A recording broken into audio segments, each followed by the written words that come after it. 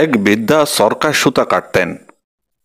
একদিন এক মাওলানা সেই বৃদ্ধাকে সরকার সুতা কাটতে দেখে বললেন, হে বুড়ি, সারা জীবন কি শুধু সরকায় ঘোরাতে রইলে, নাকি খোদাকেও জানার জন্য কিছু করলে? বৃদ্ধা উত্তর দিল, বেটা, এই সরকার মধ্যে আমি খোদাকে জানতে পেরেছি। মাওলানা সাহেব বললেন, কি আশ্চর্য!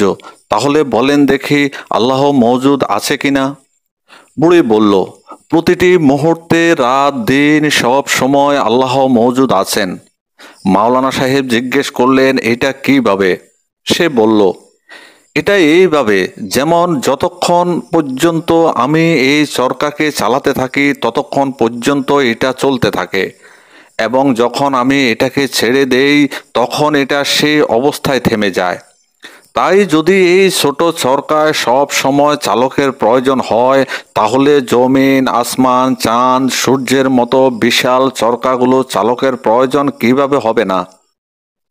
অতএব যেভাবে আমার কাঠের চরকার একজন চালকের প্রয়োজন, সেই রকম আসমান জমিনের মতো বিশাল চরকার জন্য একজন চালকের প্রয়োজন।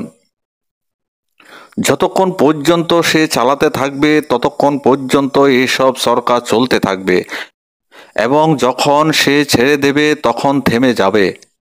কিন্তু আমি কোনো সময় জমিন, আসমান, চাঁদ, সূর্যকে থেমে থাকতে দেখিনি।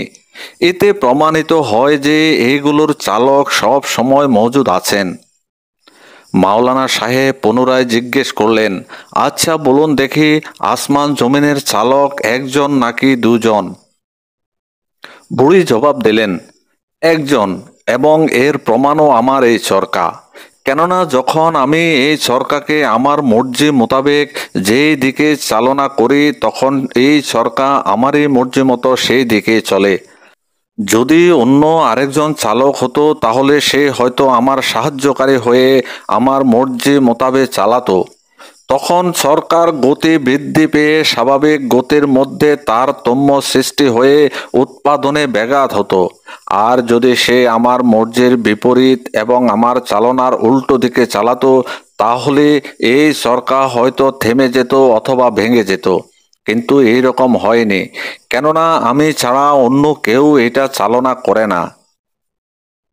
অনুরূপ আসমান জমিনের যদি দ্বিতীয় আরেকজন চালক হতো, তাহলে নিশ্চয়ই আসমানের সরকার গতি বৃদ্ধি পেয়ে রাত দিনের গতিবিধির মধ্যে তারতম্য এসে যেত এবং থেমে যেত বা ভেঙে যেত। যখন এইরকম হয়নি, তাহলে নিশ্চিত মনে করতে হবে আসমান জমিনের সরকার চালক একজনই। প্রিয় দর্শক, দুনিয়ার প্রতিটি জিনিস ওই সৃষ্টিকর্তার অস্তিত্ব ও একত্বের সাক্ষী, কিন্তু এটা উপলব্ধি করার জন্য সুষ্ঠু জ্ঞানের প্রয়োজন। আল্লাহ সবাইকে বুঝার তৌফিক দান করুন। আমিন।